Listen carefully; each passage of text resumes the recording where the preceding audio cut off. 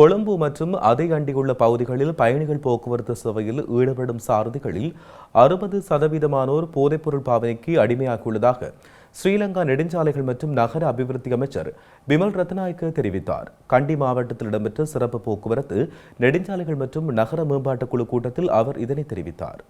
இலங்கையில் கடந்த 2025ஆம் ஆண்டு 2700 வீதி விபத்துகள் இடம்பெற்றுள்ளதாகவும் அதில் 2700 பேர் உயிரிழந்துள்ளதாகவும் ஸ்ரீலங்கா போக்குவரத்து அமைச்சர் விமல் ரத்நாயக்க கூறியுள்ளார்.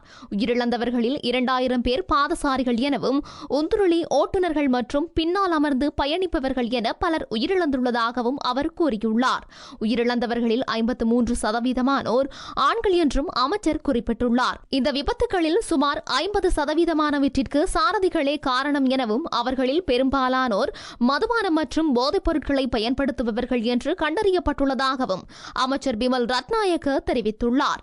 போதைப் பொருள் பயன்படுத்தும் சாரதிகள் குறித்து பேருந்து சங்கங்கள் அதிகளவில் தகவல்களை வெளிப்படுத்தியுள்ளதாகவும் அவர்களில் 60%-ஆனோர் போதைப் பொருள் பாவனைக்கு அடிமையாகியுள்ளதாகவும் அவர் குறிப்பிட்டுள்ளார்.